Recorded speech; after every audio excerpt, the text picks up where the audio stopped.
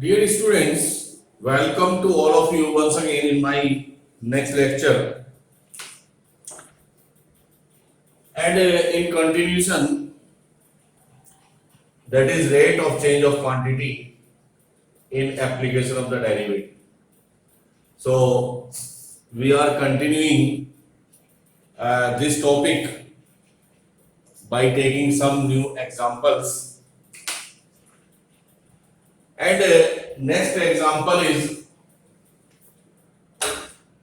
7.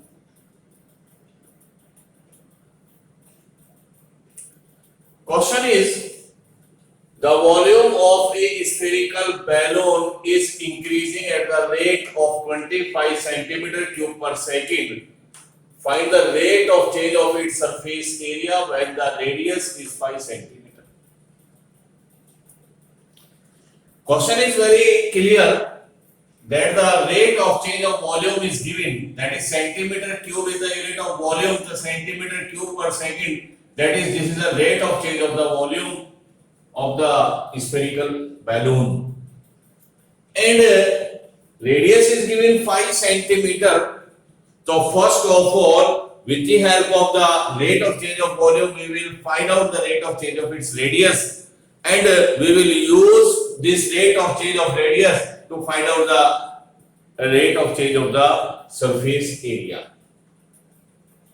So first of all, we are taking the volume of the sphere. So let us suppose volume of a spherical balloon is denoted by V. So this is the volume of spherical balloon, which is equal to 4 by 3 pi r cube, where r is radius of spherical balloon. जहां पर radius होती है r spherical balloon की, तो volume is this one. Differentiate this relation with respect to t,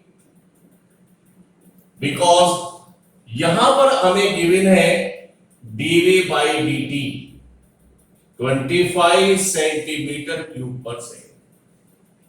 तो t के respect में आपने डिफरेंशिएट करना है. टाइम यहां पर लिया हुआ है, इंक्रीजिंग है तो आपने पॉजिटिव लेना है 25 को. तो differentiate with respect to t, dv by dt is 4 by 3 pi is constant. Differentiation of r cube is 3r square, और applying chain rule to differentiate r with respect to t, that is dr by dt. In this case 3 cancel by 3 और dv by dt is given 25. So 4 pi r square and dr by dt. Then dr by dt is 25 upon 4 pi r square. अभी यहां पर r हम नहीं put करेंगे, r last में put करना है. तो this is the rate of change of the radius of the spherical balloon when the volume is increasing at the rate of 25 centimeter cube per second. But we want to find out the rate of change of the surface area. So now we take the surface area S. So S is surface area of spherical balloon, which is equal to 4 pi r square. और यहां पे हमें find out करना है rate of change of surface area at r is equal to 5 centimeter. That is, find out the rate of change of surface area at the instant when the radius of the spherical balloon is 5 centimeter. तो मुझे ये find out करना है, तो इस relation को हम differentiate कर देते हैं विद रेस्पेक्ट टू t. तो ds by dt is 4 pi r square का डेरिवेटिव 2r और r पर चेन रूल लगाए तो dr by dt. Now ds by dt put r is equal to 5. बल्कि पहले आप पूरा चेंज कर लें. This is 8 pi r और तो 8 pi r और dr by dt यहां से आप पुट कर दें, substitute from this 25 upon 4 pi r square. 4 pi से ये कैंसिल होगा 2 टाइम्स, एक r से ये कैंसिल हुआ r times, this is 50 upon r. और लास्ट में लिखे therefore rate of change of surface area when r is equal to 5, तो substitute this one is 5, 50 upon 5 is 10 and unit is surface area is centimeter square or time is second increasing. So we can say that if the volume of a spherical balloon is increasing 25 centimeter cube per second, then the rate of change of its surface area is increasing at the rate of 10 centimeter square per second. तो ये solution है question 7 में. Question 8 पर आते हैं. A particle move along the curve 6y is equal to x square plus 2. Find the point on the curve at which the y coordinate changing 8 times as fast as x coordinate. तो एक particle है जो इस path पर जा रहा है, curve पे मूव कर रहा है, बट उसमें जो पॉइंट है, suppose x and y be a required point, so it is given that the rate of change of the y coordinate is 8 times at the rate of change of the x coordinate. Then question 8 is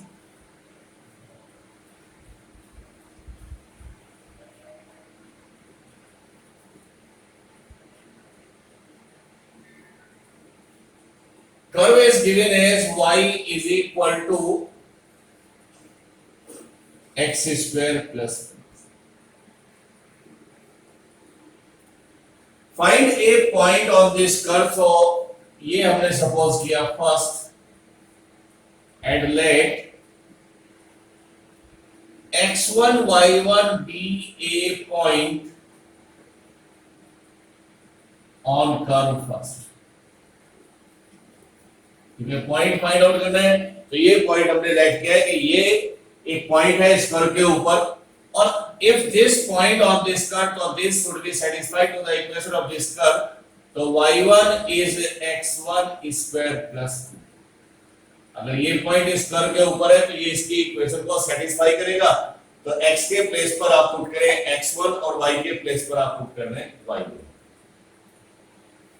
Now given that the rate of change of this one is 8 times of this, तो यहां पर आपको given है but rate of change of y coordinate, that is dy1 by dt is 8 times of rate of change of x coordinate, that is dx1 by dt.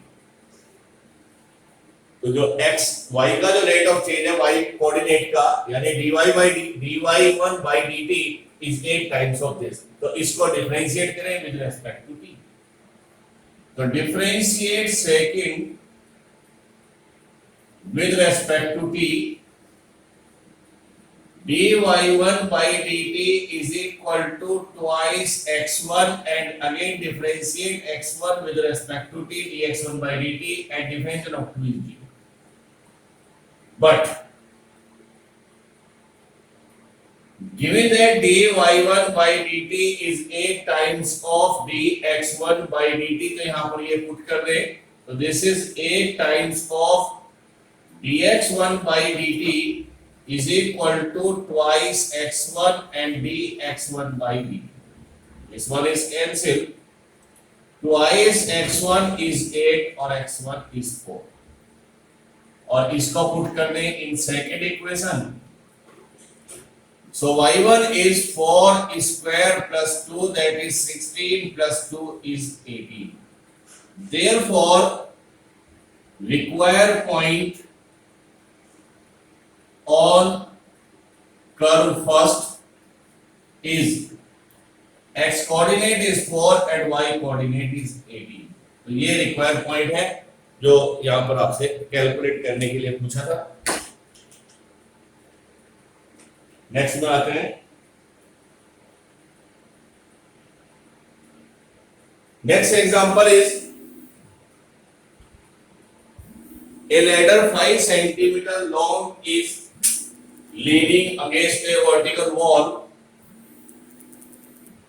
A ladder 5 meter long is leaning against a wall. The bottom of the ladder is pulled along the ground away from the wall at the rate of 2 meter per second. How fast is its height on the wall decreasing when the foot of the ladder is 4 meter away from the wall?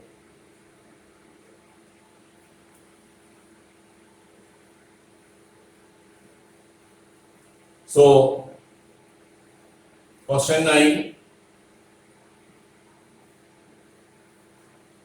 Question is that there is a vertical wall and this one is the ground and there is a ladder AB. The vertical wall. It is given that the length of the ladder is 5 meter. इसकी जो length है वो 5 metre है. Let A B be a ladder of length 5 meter. Question is that this one is the bottom of the ladder, this one is the top of the ladder. तो question ये है कि इसके bottom को आप wall से away इस direction में पुल कर रहे हैं और अगर हम इस लैडर के इस फुट को यहां इधर इस डायरेक्शन में पुल करेंगे तो ऑब्वियसली जो टॉप ऑफ लैडर है वो डाउनवर्ड आएगा, वो नीचे आएगा. इसका रेट आपको गिवन है कि ये किस रेट से आपने पुल किया है. 2 मीटर पर सेकंड से पुल किया है. क्वेश्चन में आपसे ये पूछा है कि ये किस रेट से नीचे आ रहा है, इसका टॉप किस रेट से नीचे आता है, ये आपने यहां पर फाइंड आउट करना है. तो let us suppose AB AC is X और BC is Y. Let AC is X and BC is Y. और देखिएगा अगर आप इसके फुट को इस डायरेक्शन में पुल करेंगे तो ये डायरेक्शन वेरीज करेगी, डिस्टेंस वेरीज करेगी और ये डिस्टेंस वेरीज करेगी. तो ये आपको दिया हुआ है कि ladder is pulled along the ground away from the wall at the rate of this. तो एक्चुअल में आपको rate of change of x given है 2 मीटर पर सेकेंड. ये आपको गिवन है. अगर हम इसको इस तरह पुल करते हैं तो ये डिस्टेंस चेंज होती है. किस रेट से चेंज होती है? dx by dt से अगर ये डिस्टेंस x. तो ये गिवन है और ये आपको फाइंड आउट करना है कि ये किस रेट से डिक्रीज होगा. तो dy by dt हमें फाइंड आउट करना है. और कब फाइंड आउट करना है?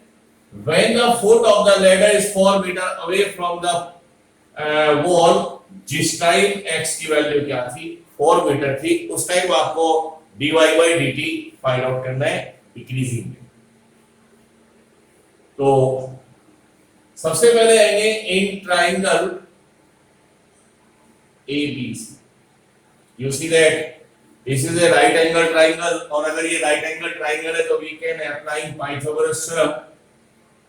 Then AC square plus BC square is AB square. This one is x square और plus y square is phi square. So x square plus y square is 25.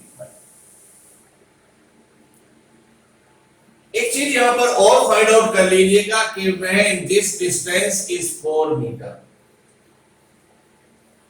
if x is equal to 4 meter, then 4 square plus y square is 25. Y square is 25 minus 16. तो y square is 9, that is y is equal to 3 meter. तो ये मैंने पहले calculation निकाला है कि अगर ये फुट इसका वॉल से 4 मीटर की डिस्टेंस पर है तो उस टाइम इसका टॉप इस ग्राउंड से सी पॉइंट से 3 मीटर की डिस्टेंस पर था. अब हमें dx by dt गिवन है, dy by dt यहां पे फाइंड आउट करना है. तो differentiate first with respect to t. इसको डिफरेंशिएट करना है तो twice x, differential of y square is b 2y और y का dy by dt और 25 is constant, derivative is 0. So y dy by dt is equal to minus x, 2 से हमने divide किया, and dy by dt is equal to minus x upon y. और हमें find out करना है dy by dt at x is equal to 4. तो minus x is 4 और जिस टाइम x की वैल्यू 4 थी उस टाइम y क्या था 3.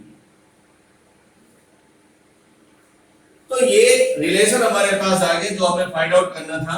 और इसके अगर रेट की बात करें तो दिस इज मीटर पर सेकंड और ये माइनस आपको शो कर रहा है डिक्रीजिंग. तो हमारा कंक्लूजन है कि if the foot of the ladder is pulled along the ground away from the wall at the rate of 2 meter per second, then the top of the ladder is coming downward at the rate of 4/3 meter per second, यानी decrease होगा, यानी downward ये आपको मिल जाएगा. तो ये result हमें इसका फाइंड आउट हो जाता है.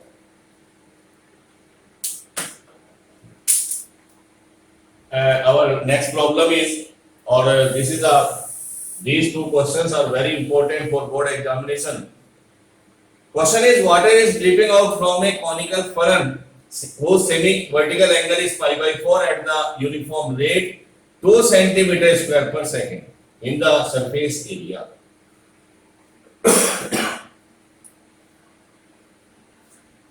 Through a tiny hole at the vertex of the bottom. Question is, when the slant height of the cone is 4 centimeter, find the rate of decrease of the slant height of the water. और ये जो कौन यहां पर word लिखा है, इस कौन से मतलब है वाटर कौन से. ये वाटर कौन है. तो सिंपल है, water is dripping out from a conical funnel whose semi vertical angle is pi by 4 at the rate uniform rate of 2 centimeter square per second in the surface through a tiny hole. It means there is a inverted conical funnel. यहां पर हम लेंगे.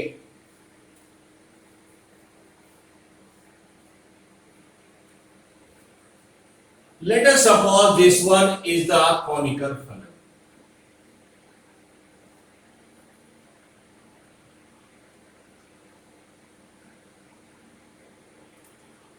There is a tiny hole at the vertex. यहां से water dripping out होता है.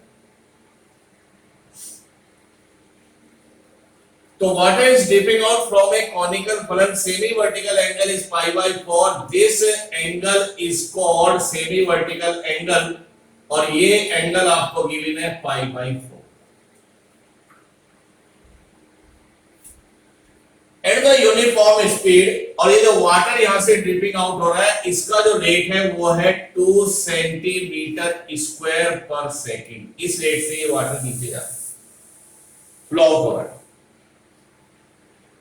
Question है, when the slant height of the cone, cone का मतलब water cone is 4 centimetre, find the rate of decrease of the slant height of the water. तो यहां पर इसके डायमेंशन से मतलब नहीं है. ये this is a conical funnel, this is a vessel. और अगर ये वेसल है तो इसकी वर्टिकल हाइट भी फिक्स है, रेडियस भी फिक्स है, स्लैंट हाइट भी फिक्स है. यहां पर हम बात कर रहे हैं वाटर कॉन की. तो हमने सपोज किया किसी भी इंस्टेंट वाटर लेवल इसमें यहां था, ये वाटर लेवल है, और at that instant we consider that the radius of this water cone is r and this one is the slant height of the water cone is l. ये हमने suppose किया कि ये वाटर का cone है, इसके स्लैंट हाइट l है और इसकी रेडियस जो है r है. तो ये हमने यहां पर थोड़ा कंसीडर किया. अब हम इसका सॉल्यूशन लेंगे और पहले हम रिलेशन निकालेंगे r और l के बीच में. तो मैंने इसको एक राइट एंगल ट्रायंगल सपोज किया. तो this one is point A, B and C. तो सबसे पहले हम लेंगे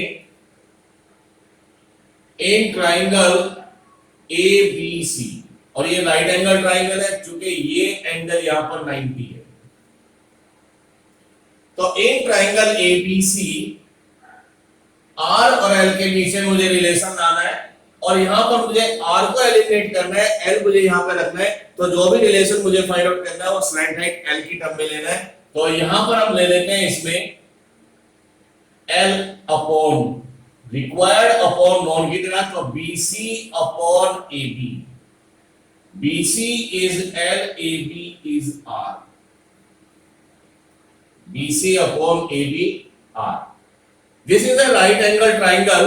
This angle is given, और ये 90 डिग्री, तो ये है इसका बेस, तो ये क्या है परपेंडिकुलर, ये है हाइपोटेनियस, तो इसका मीनिंग है hypotenuse upon perpendicular is cosec, और angle is given pi by 4, that is L upon R is under root 2, so L is equal to under root 2 times of R.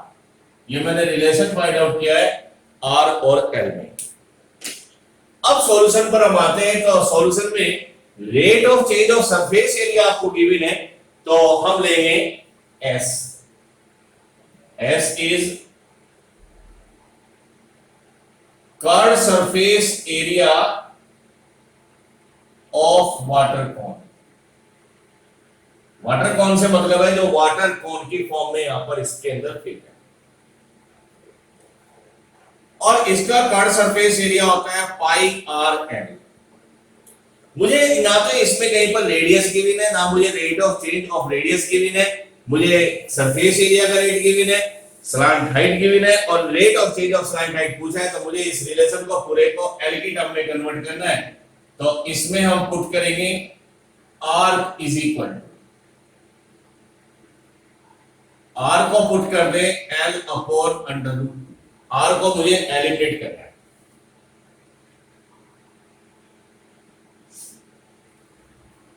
So R is L upon 2 under root 2 put कर दे, S is equal to pi L upon under root 2 and L, which is equal to pi upon under root 2 into L square. ये relation मेरे पास आ गया surface area in terms of the slant height of the cone. अब इसको हम differentiate करें with respect to t, so ds by dt is pi upon under root 2, differentiation of L square is 2L, और differentiation of L with respect to t by chain rule dl by dt। अब मुझे क्या given है, but मुझे given है ds by dt is 2 centimetre square पर second, कब, जब L की वैल्यू 4 होती है, ये आपको गिवन है, तो ds by dt आपको गिवन है 2 पाई अपॉन अंडर रूट 2, और कब की बात कर रहे हैं, find the rate of decrease of the slant height, कब, when the slant height is 4 metre. और ये आपको जो रेट लेना है ये माइनस में लेना है, क्यों माइनस में लेंगे, क्योंकि ये जो वाटर यहां से ड्रिपिंग आउट होगा, पहले इसकी स्पीड तेज रही होगी, फिर इसकी जैसे जैसे वाटर कम हो जाएगा इसकी स्पीड कम हो जाएगी, तो ये माइनस यानी डिक्रीज हो जाएगा, तो इसको माइनस में लेंगे, तो this is the surface area, the rate है decreasing minus pi upon under root 2, L आपको गिवन है 4, क्योंकि तब की बात करें जब स्लैंट हाइट 4 सेंटीमीटर थी, और dl by dt मुझे फाइंड आउट करना है, दैट इज 2 से 2 cancel, -1 is 4 pi upon under root 2 and dl by dt. So dl by dt is minus under root 2 upon 4 pi. तो मैं कह सकता हूं कि dl by dt is minus, और इसको आप ऐसे ही रहने दें, या आप लिख सकते हैं 2 under root 2 pi, और यूनिट होगी सेंटीमीटर पर सेकेंड, और minus indicate that decreasing. So we can say that the rate of change of decreasing of its slant height is 1/2 under root 2 pi centimetre पर सेकेंड। तो minus ये indicate करेगा कि ये रेट जो है वो डिक्रीजिंग का है। Our next question is also important. Sand is pouring from a pipe at the rate of 12 centimeter cube per second. So this is the rate of change of the volume because the unit is centimeter cube per second. The following sand form a cone on the ground in such a way that the height of the sand cone is 1/6 of the radius of the base of the cone. जो नीचे ground पे जो उसका sand cone बनता है उसका हमेशा क्या रहता है कि जो उसकी जो हाइट है वो रेडियस की हमेशा 1/6 रहती है। तो how fast the height of the cone increasing when the height is 4 centimetre, और ये कॉन की बात हो रही है, मींस सैंड कॉन की बात करते हैं। तो next question is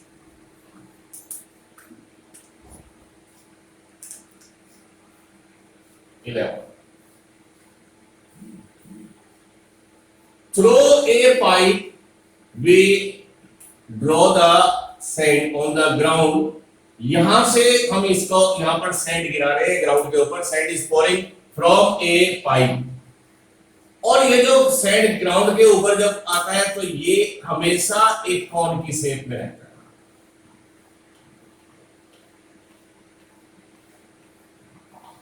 This is a shape of the sand on the ground as cone। This one हमने सपोज किया, let us suppose this is the radius of the base of the cone and h be the height of the sand cone। तो let r be the radius and h be the height of sand cone। And यहां पर given है, हम कह सकते हैं such that height is always 1/6 of radius, और ये भी मैं कह सकता हूं कि r is equal to 6h। ये क्वेश्चन में मुझे गिवन है the falling sand form a cone on the ground in this shape in such a way that the height is always 1/6 of the radius। जो उसकी height है वो हमेशा उसकी रेडियस का 1/6 होती है, तो h is equal to 1/6r, that is r is equal to 6h। अब यहाँ पर आपको वॉल्यूम गिवन है, rate of change of volume, तो यहाँ पर हम जो लेके चलेंगे वो वॉल्यूम ही लेंगे। तो late v is volume of sand cone and volume of sand cone is 1/3 pi r square h।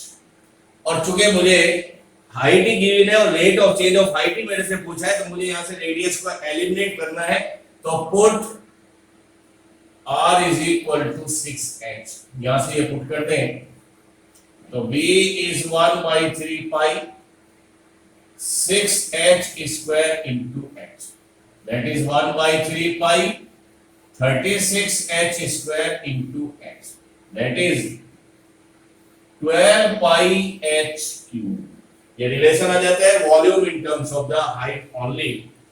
इसको डिफरेंशिएट करें with respect to t, so dv by dt 12 pi is constant, differentiation of h cube is 3h square और dh by dt। और मुझे यहां पर given है, but given that dv by dt is equal to 12 centimetre cube per second, और मुझसे पूछ रहे हैं dh by dt when h is equal to 4 centimetre. ये रिजल्ट मुझसे पूछ रहे हैं। जिस एक्सटेंट पर इसकी हाइट 4 सेंटीमीटर होती है उस टाइम इसका rate of change of height of increasing क्या है वो आपको फाइंड आउट करना है। सो dv by dt is given 12 pi 3h आपको लेना है 4 स्क्वायर और dh by dt is required। ये कैंसिल करें, 1 is equal to 4 16 3 is 48 pi and dH by dt. So therefore dH by dt is 1 upon 48 pi. So this is the rate of change of the height of the sand cone is 1 upon 48 pi. Unit आ जाएगी centimetre पर second. Positive है तो इसको हम कह सकते हैं increasing. So dear student, we have discussed these some important question based on the rate of change of the quantity, and all these questions are very important for the board examination. In next class, we will discuss the next application of derivative, tangent and normals. Thank you.